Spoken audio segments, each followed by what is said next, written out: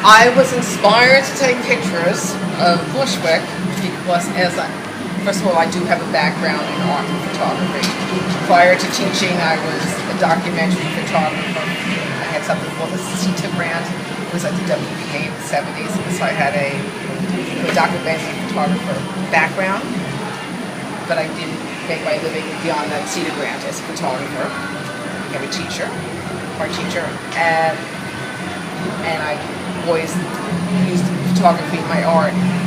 But when I arrived in Bushwick to teach, and I just walked out of the subway up to this place where I was going to teach, I can't say I was in awe, I was in shock about what I saw, because it looked like a wasteland, it looked like the aftermath of a war, and it was just one standing building up on the block that kind of looked like a prison, and this was where I took my job. And the previous spring in June, I was teaching at a school in the Lower East Side, and on the last day of school, I had a medium format camera I always work with. Somebody came in and said, I have a gun, give me your camera, and I gave them my camera. So I wasn't afraid of working in Bushwick. I was working in East New York before that, but I was fearful of carrying a camera again and getting robbed again.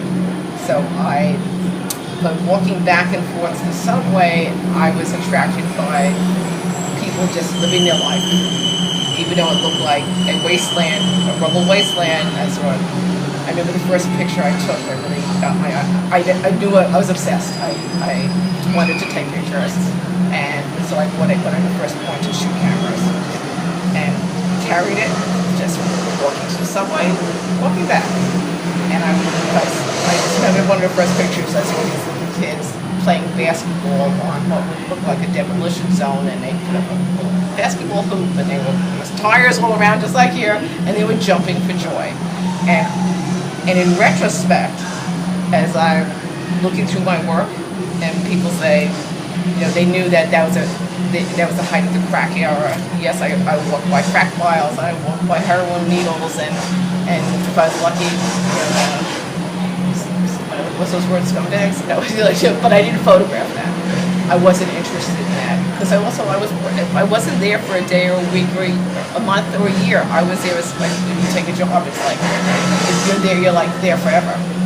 And so I guess consciously and unconsciously, I was looking for uplifting things that I found inspirational, things that didn't make me want to quit my job immediately, and things that I found appealing. They were like pictures of Bushwick Americana.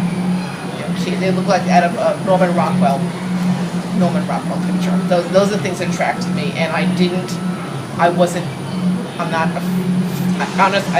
not afraid of people who are wasted, but I wasn't interested in photographing them. I guess I was doing a positive reinforcement for the people who were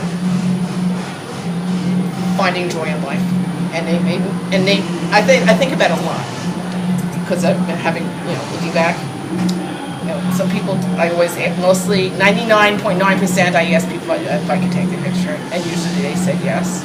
And some people feel like photography don't take my picture, you capture my spirit. I think perhaps they sense I was capturing their spirit, and it was a good spirit.